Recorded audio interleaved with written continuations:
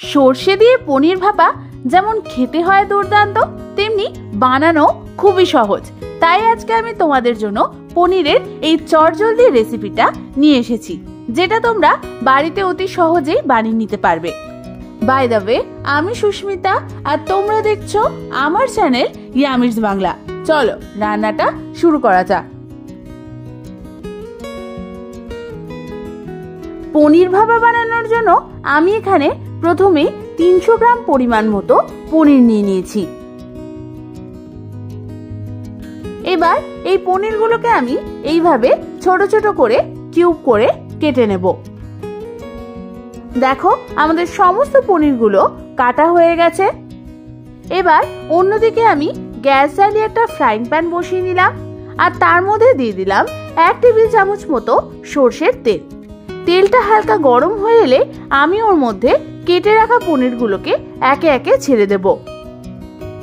এবার পনিরগুলোকে আমাদের মিডিয়াম ফ্লেমে হালকা হাতে ভেজে নিতে হবে যতক্ষণ না গোল্ডেন ব্রাউন কালার হচ্ছে।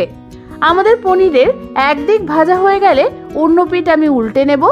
আমি এখানে পনির ভাপাতে পনিরটা হালকা ভেজেই নিয়েছি, তোমরা চাইলে কাঁচা পনিরও ইউজ করতে পারো। আমাদের সমস্ত পনিরগুলো ভাজা হয়ে গেছে। এবার অন্যদিকে একটা মিক্সার গ্রাইন্ডার জারে আমি নিয়ে নিয়েছি 2 টেবিল চামচ চারমগজ, 4 টেবিল চামচ সাদা সর্ষে আর নিয়ে নিয়েছি 4 টেবিল চামচ মতো পোস্ত। এবার প্রথমে এই 3টে জিনিসকে আমি মিক্সিতে ভালো করে ঘুরিয়ে নেব। তাতে তোমাদের সর্ষে আর পোস্তটা কিন্তু ভালো মতো পেস্ট হবে।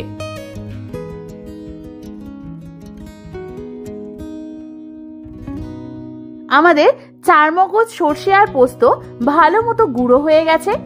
এবার এর মধ্যে আমি দিয়ে দেব একটা কাঁচা লঙ্কা, 1 চামচ নুন, 1 চামচ চিনি আর দিয়ে দেব হাফ কাপ পরিমাণ জল।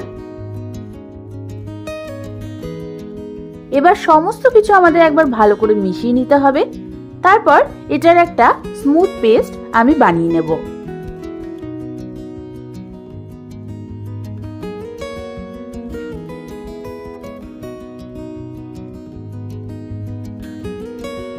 এরপর অন্যদিকে আমি একটা মিডিয়াম সাইজের টিফিন কারির বাটি নিয়ে নিয়েছি। এবার ওর মধ্যে বানিয়ে রাখা পেস্টটা আমি দিয়ে দেব। এরপর ওর মধ্যে আমি দিয়ে দেব 1 চামচ হলুদ গুঁড়ো, 1 চামচ লঙ্কার গুঁড়ো, 1 টেবিল চামচ পরিমাণ ফ্যাটানো টক দই আর দিয়ে দেব 2 থেকে 3 টেবিল চামচ সর্ষের তেল।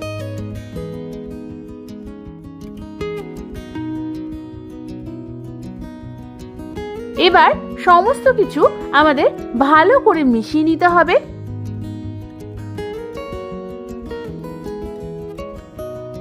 আমাদের সমস্ত কিছু ভালো করে মেশানো হয়ে গেছে।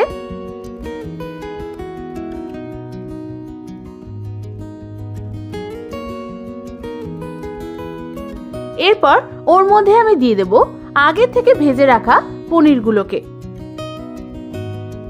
পনিরগুলো দেওয়ার পর সমস্ত কিছু আমাদের ভালো করে একবার মিশিয়ে নিতে হবে। পনিরটাকে ভালো করে মিশিয়ে নেওয়ার পর আমি ওর মধ্যে দিয়ে দেব 2খানা চেরা কাঁচা লঙ্কা। এতে কিন্তু পনির ভাপার ফ্লেভারটা খুব ভালো আসে। তারপর টিফিন কারির ঢাকনাটা আমি বন্ধ করে দেব। এবার অন্যদিকে একটা গ্যাস জ্বালিয়ে আমি কড়াই বসিয়ে দিলাম আর তার মধ্যে দিয়ে দিলাম প্রায় 2 কাপ পরিমাণ জল। জলের মধ্যে আমি এইরকম একটা স্ট্যান্ড বসিয়ে দিলাম। জলটা গরম হয়ে এলে আমি এই টিফিন কারিটা ওর মধ্যে বসিয়ে দেব।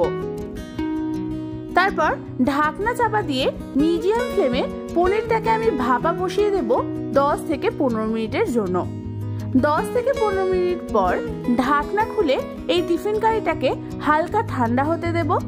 তারপর একটা কাপড়ের সাহায্যে ধরে সাবধানে এটাকে আমি বার করে নেব এখান থেকে। ব্যাস তৈরি হয়ে গেল আমাদের চটজলদি পনির ভাপা। তাহলে আর দেরি কেন, যে কোনো দিন তোমরা বাড়িতে এই দুর্দান্ত স্বাদে পনির ভাপা বানিয়ে ফেলো আর বাড়ির সকলে মিলে আনন্দে খেয়ে ফেলো।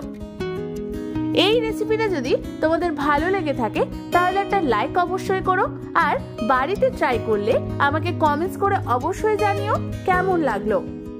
এরকম ভালো ভালো নতুন নতুন রেসিপি আরো পেতে হলে আমার চ্যানেলটাকে কিন্তু সাবস্ক্রাইব করতে একদম ভুলো না, আর পাশে থাকা বেল আইকনটাও প্রেস করে দিও যাতে এরপরে আমি যখনই ভিডিও দেব তোমরা অতি সহজেই তাড়াতাড়ি দেখে নিতে পারো। আজ তাহলে এই পর্যন্তই, আমি আবার চলে আসবো তোমাদের কাছে নতুন কোনো রেসিপি নিয়ে।